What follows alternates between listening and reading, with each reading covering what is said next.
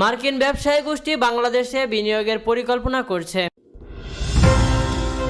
আরও জানিয়ে দেব ছাত্রদের কেন দল গঠন করা দরকার, এ নিয়ে যা বললেন ডক্টর মোহাম্মদ ইউনূস। তুরাগ তীরে বিশ্ব ইজতেমার প্রথম পর্ব চলছে।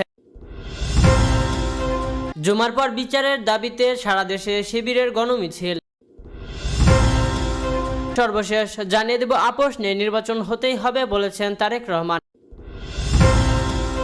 বাংলাদেশে বিনিয়োগের আগ্রহ প্রকাশ করেছেন যুক্তরাষ্ট্রের শীর্ষস্থানীয় ব্যবসায়ী জেন্ট্রি বিচ। বৃহস্পতিবার প্রধান উপদেষ্টা অধ্যাপক ডক্টর মোহাম্মদ ইউনূসের সঙ্গে সাক্ষাৎ করে বাংলাদেশে বিনিয়োগের আগ্রহ প্রকাশ করেন তিনি। হাইগ্রাউন্ড হোল্ডিংসের প্রতিষ্ঠাতা ও সিএইচ বিচ জানান, তার কোম্পানি ইতিমধ্যে বাংলাদেশে একাধিক খাতে বিনিয়োগ করেছে এবং জ্বালানি, অর্থনীতি ও অন্যান্য খাতে আরও বিনিয়োগ করতে চায়। বাংলাদেশে আইন শৃঙ্খলা পরিস্থিতির উন্নতি হয়েছে এবং স্থিতিশীলতা ফিরে এসেছে উল্লেখ করে বিচ প্রধান উপদেষ্টার উদ্দেশ্যে বলেন, আপনারা দুর্দান্ত কাজ করেছেন। তিনি আরও বলেন, এই দেশে আরও বিনিয়োগ আসার এখনও সময়। আমরা এখানে থাকতে পেরে উচ্ছ্বাসিত। জেন্ট্রি বিচ প্যারামাউন্ট ইউএসএ এর চেয়ারম্যান হিসেবেও দায়িত্ব পালন করছেন। জেন্ট্রি বিচ বলেন, তার কোম্পানি কম খরচে সামাজিক আবাসন, অ্যারোস্পেস ও প্রতিরক্ষা খাতে বিনিয়োগে আগ্রহী। প্রধান উপদেষ্টা এ সময় বিচকে বলেন, গুরুত্বপূর্ণ এ সময়ে আপনাকে বাংলাদেশে বিনিয়োগ করার জন্য স্বাগত জানাচ্ছে। তিনি বলেন, অন্তর্বর্তী সরকার বাংলাদেশে আরও বিদেশি বিনিয়োগ আকর্ষণের জন্য সংস্কার কার্যক্রম বাস্তবায়ন করছে। ডক্টর ইউনূস বলেন, বাংলাদেশ এখন ব্যবসার জন্য প্রস্তুত। বাংলাদেশে বিনিয়োগের অনুকূল পরিবেশ তৈরি হয়েছে। আমরা আমাদের ইতিহাসের এক নতুন অধ্যায়ের সূচনা করছি। প্রধান উপদেষ্টা উল্লেখ করেন, বাংলাদেশের গভীর ও অগভীর সমুদ্রের গ্যাস অনুসন্ধান সহ বিভিন্ন খাতে আরও মার্কিন বিনিয়োগের প্রয়োজন। আফ্রিকায় বিনিয়োগকারী এবং পাকিস্তান বিনিয়োগের পরিকল্পনাকারী বিচ বলেন, মার্কিন বিনিয়োগ বৃদ্ধির ফলে শ্রমিকদের মজুরি বাড়বে। আমরা বাংলাদেশকে আবারও মহান করে তুলব। বৈঠকে বাংলাদেশে বিনিয়োগ উন্নয়ন কর্তৃপক্ষের নির্বাহী চেয়ারম্যান আশিক চৌধুরী ও প্রধান উপদেষ্টার কার্যালয়ের এসডিজি বিষয়ক মুখ্য সমন্বয়ক লামিয়া মোর্শেদ উপস্থিত ছিলেন। যুক্তরাজ্য ভিত্তিক সংবাদ মাধ্যম ফিনান্সিয়াল টাইমসকে অন্তর্বর্তী সরকারের প্রধান উপদেষ্টা মোহাম্মদ ইউনূস বলেছেন, ছাত্ররা দল গঠন করবে। এই লক্ষ্যে তারা দেশ জুড়ে লোকজনকে সংগঠিত করছে। ছাত্ররা ভালো কাজ করছে। বিশ্ব অর্থনৈতিক ফোরামের বার্ষিক সম্মেলন উপলক্ষে প্রধান উপদেষ্টা সম্প্রতি সুইজারল্যান্ডের দাভোস সফর করেন। তখন তিনি ফিনান্সিয়াল টাইমসের প্রধান বৈদেশিক বিষয়ক ভাষ্যকার গিডেয়ন রেসম্যানের উপস্থাপনায় একটি পডকাস্টে কথা বলেন। রেসম্যান রিভিউ নামের ওই পডকাস্টের কথোপকথন লিখিত আকারে আজ বৃহস্পতিবার প্রকাশ করা হয়েছে। প্রধান উপদেষ্টা মনে করেন, ছাত্রদের দল গঠন করা দরকার। এর কারণ হিসেবে বললেন, রক্ত দিয়ে তারা যেগুলো অর্জন করেছে সেগুলো তাদেরকে রক্ষা করতে হবে। অন্যথায় সেগুলো সেই সব ব্যক্তি নিয়ে যাবে যারা বিগত প্রশাসন ও অন্যান্যের মতো সবকিছু পুনরাবৃত্তি করার সুযোগ খুঁজছে।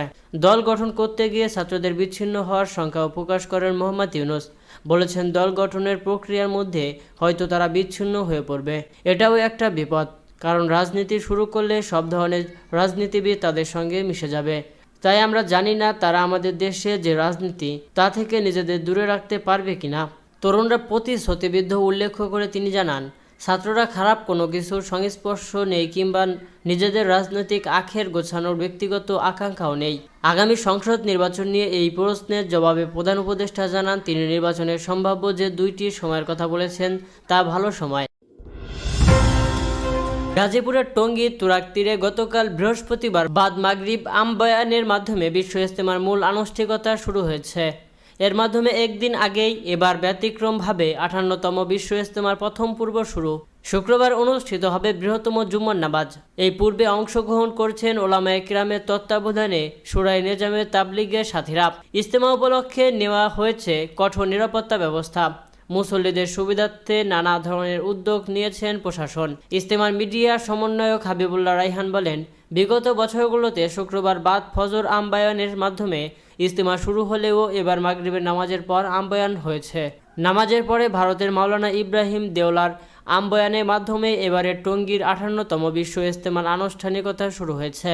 বয়ানের তর্জমা করেছেন বাংলাদেশের মাওলানা জুবায়ের। তিনি বলেন, আজ শুক্রবার বাদ ফজর বয়ান করছেন পাকিস্তানের মাওলানা জিয়াউল হক। সকাল 10টায় বিভিন্ন খিত্তায় খিত্তায় তালিমের আমল হবে। দুপুরে অনুষ্ঠিত হবে বৃহত্তম জুম্মার নামাজ। জুম্মার নামাজ পড়াবেন মাওলানা মুহাম্মদ জুবায়ের। ইজতেমায় প্রথম পূর্বে অংশগ্রহণের জন্য আগত মুসল্লিরা বিভিন্ন খিত্তায় খিত্তায় অবস্থান করেছেন। তিনি আরও বলেন, 10:45 তালিমের আগে মোজাকিরা করবেন মাওলানা জামাল সাহেব।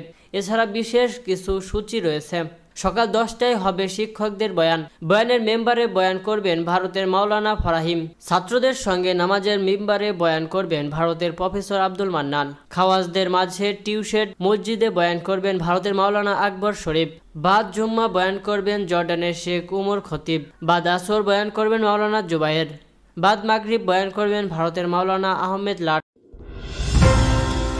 বিগত সরকারকে ফ্যাসিস্ট উল্লেখ করে দলটির গুম, খুন, দুর্নীতিসহ সকল রাষ্ট্রবিরোধী কর্মকাণ্ড এবং জুলাই গণহত্যার সাথে জড়িতদের বিচারের দাবিতে সারা দেশে গণমিছিলের ডাক দিয়েছে বাংলাদেশ ইসলামী ছাত্র শিবির। শুক্রবার জুম্মার পরে সারা দেশে একযোগে দলটি এ কর্মসূচি পালন করবে। এর আগে এক বিজ্ঞপ্তিতে সংগঠনের পক্ষ থেকে এ তথ্য জানানো হয়। বিজ্ঞপ্তিতে বলা হয়, শুক্রবার বা জুম্মার সারা দেশে ছাত্র শিবিরের উদ্যোগে গণমিছিল অনুষ্ঠিত হবে।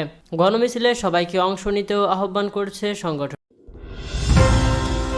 বিএনপির ভারপ্রাপ্ত চেয়ারম্যান তারেক রহমান বলেছেন, কোনো আপোষ নেই, নির্বাচন হতেই হবে। লুটপাটের পাশাপাশি দশকে ভেঙে শেষ করে রেখে গেছেন ফ্যাসিস্ট হাসিনা। বৃহস্পতিবার চুয়াডাঙ্গায় রাষ্ট্র কাঠামো মেরামতের 31 দফা ও জনসম্পৃক্তি বিষয়ক প্রশিক্ষণ কার্যশালায় ভার্চুয়ালি যুক্ত হয়ে এ বক্তব্য দেন তারেক রহমান। কর্মশালায় চুয়াডাঙ্গা ও মেহেরপুর জেলা 6 শতাধিক নেতাকর্মী অংশ নেন। তারেক রহমান বলেন, দেশকে লুটপাটের সঙ্গে সঙ্গে ভেঙে চুরে শেষ করে রেখে গেছেন ফ্যাসিস্ট হাসিনা। বিএনপির দেওয়া 31 দফার ভিত্তিতে অবিলম্বে দেশটাকে মেরামত করা জরুরি।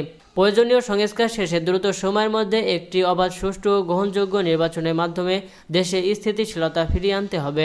তিনি বলেন, আগামীতে বিএনপির পক্ষ থেকে কৃষকদের উন্নয়ন ও তাদের কৃষিকাজে সব ধরনের সহায়তা প্রদান করা হবে। ফার্মার্স কার্ড করে দেওয়া হবে। এর ফলে তারা ভর্তুকি, সার, বীজ, পরিবারের চিকিৎসার সেবা সহ যাবতীয় সুযোগ সুবিধা পাবেন। স্বাস্থ্যসেবায় বেশি সংখ্যক মেয়েদের প্রশিক্ষণ নিয়ে এ খাতকে এগিয়ে নিতে হবে। দেশে 70,000 প্রশিক্ষিত নার্স আছে। চিকিৎসা খাতে প্রতি বছর কয়েক বিলিয়ন ডলার বিদেশে চলে যায়। এগুলো বন্ধ হওয়া দরকার। তারেক রহমান বলেন, শ্রমিক মালিক এক হয়ে ভাই ভাই হয়ে উন্নয়ন সাধন করতে হবে। বিএনপি দেওয়া রাষ্ট্র মেরামতের 31 দফা দেশের প্রতিটি মানুষের কাছে পৌঁছে দিতে হবে। ভবিষ্যতে এটির বাস্তবায়নও করতে হবে। বিদেশে জনশক্তি রপ্তানির ক্ষেত্রে আমাদের যে দক্ষ জনশক্তি রয়েছে সেই জনশক্তি রপ্তানি করতে হবে। তিনি বলেন, সেই ক্ষেত্রে অনার্স, মাস্টার্স পাশ করে কোনো তরুণী যেন তার পরিবারের কাছে বোঝা না হন। তাদেরকে ন্যূনতম 1 বছর বেকার ভাতা প্রদান করা হবে, যাতে করে তারা এ সময়টাতে চাকরি খোঁজার জন্য অনুকূল পরিবেশ পান। মানুষকে হার্টের পরীক্ষা নিরীক্ষা সহ সামগ্রিক চিকিৎসার জন্য আমেরিকার চিকিৎসা পদ্ধতির আলোকে উপজেলা পর্যায়ে চিকিৎসা সেবার বিরাট বিস্তার ঘটানো হবে। বিএনপির জাতীয় নির্বাহী কমিটির জনগণ শিক্ষা বিষয়ক সম্পাদক আনিসুর রহমান খোকনের সঞ্চালনায় অনুষ্ঠিত কর্মশালায় সভাপতিত্ব করেন চুয়াডাঙ্গা জেলা বিএনপির সভাপতি মাহসুন হাসান খান বাবু।